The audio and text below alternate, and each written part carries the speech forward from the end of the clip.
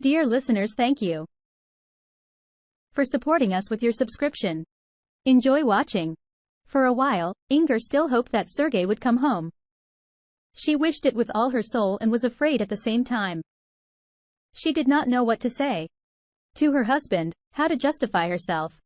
Inger understood that there was no excuse for her and could not be. After Sergei caught her with her lover in the matrimonial bed, there was no way to a naughty life. Her husband's words kept replaying in her head, "I have no reason to live." She had no hope of forgiveness. God, I wish I could see him again. Several times Inger tried to contact Sergei's parents. Each time the phone was picked up by her mother-in-law.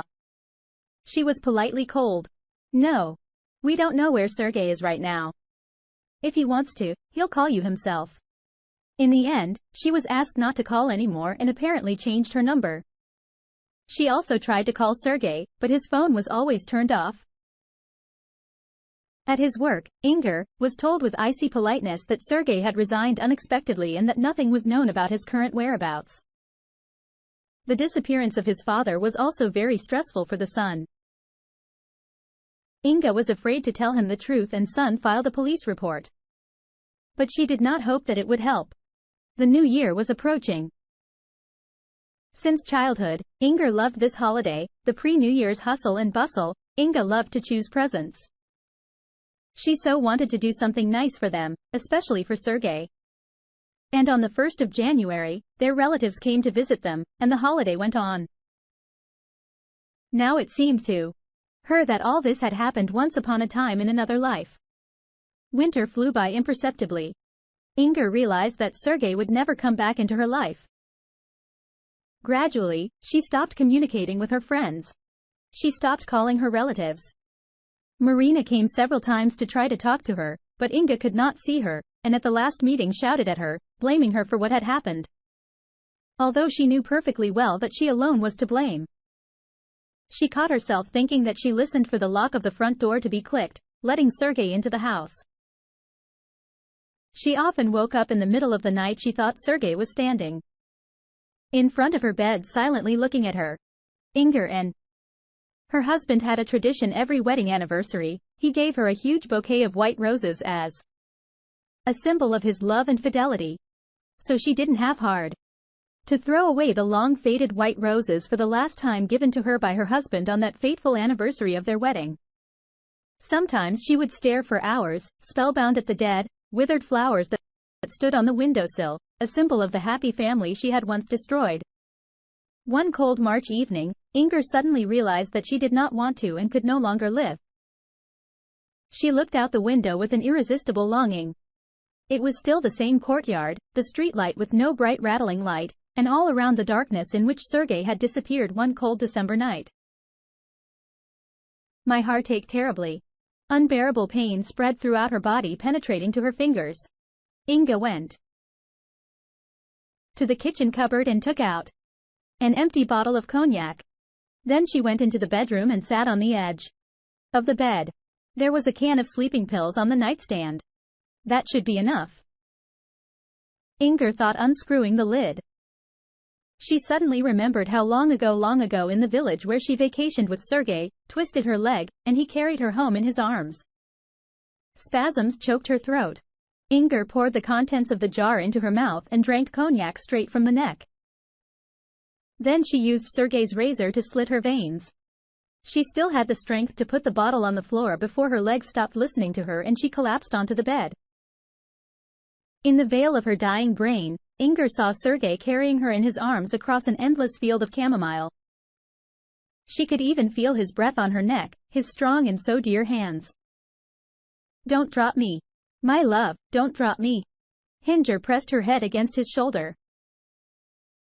Suddenly, she realized that she was dying, but Sergei was there. And she was no longer afraid of anything. She was at peace with the fact that he was there. The ceiling whirled. Inger was sinking rapidly into a cold black abyss. The last thing she heard before she was finally sucked into the bottomless vortex of death was Sergei shout, "Don't go. You hear me? Don't go." Inger opened her eyes and saw the white ceiling. Is she in the hospital? But how?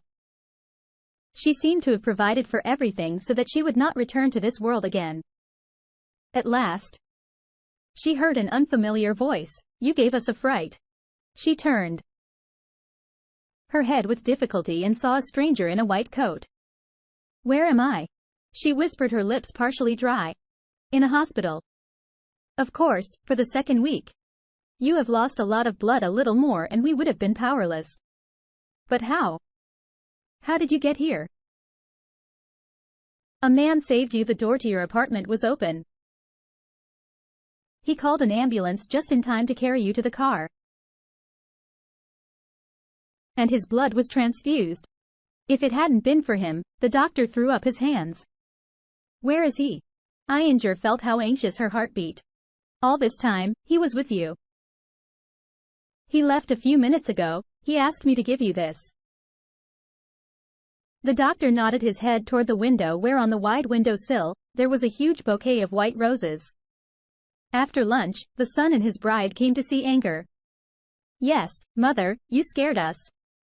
The son stroked Inger's hand with tenderness. "What are you up to? Everything will be all right now." "Forgive me, son," Inger whispered softly. "Where is Daddy? When is he coming?" "Daddy," said the son, and he looked at his bride. "Why was he here as he turned up?" "They didn't tell you. He was the one who saved me and called the ambulance." From the excitement in the cough, "Here are the flowers. They are my favorite." Inger showed his a bouquet of white roses on the windowsill. "Mom, some Stas found you and called an ambulance. He said he knew you. You lost a lot of blood and his blood was transfused to you. You are of the same type. Type 1. Inga shuddered. The house of cards of hope crumbled before her eyes.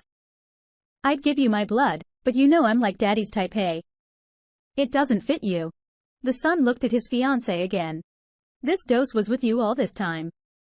Only this morning he left. He was the one who called me and told me that you came to your senses." Inger was silently staring at the ceiling. "Mom?" My son took Inger's hand. "Are you sick? All you call a doctor?" Inga did not feel the pain of the injection. She fell back into a sticky, frightening darkness. Inga was discharged from the hospital after 5 days. Inga gradually went out for walks, first in the yard, and then to a nearby park. There she met Stas. Elegantly dressed, he came up to India and handed her a bouquet of white roses. The woman involuntarily recoiled. "Hello?" reluctantly said her lover. "Thank God you have recovered."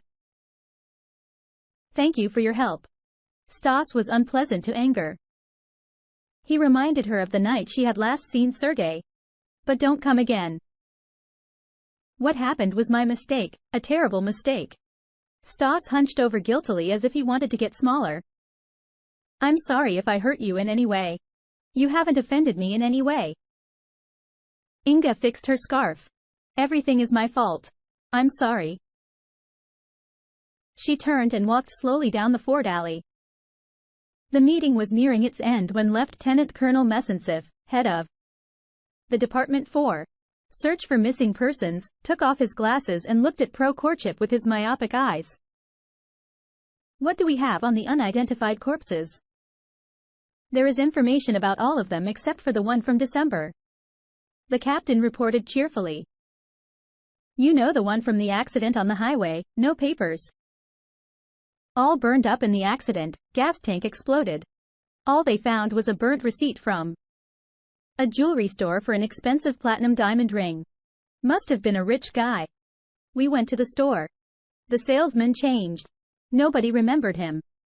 File a report and close the case." "Dismissed." The lieutenant colonel leaned back in his chair.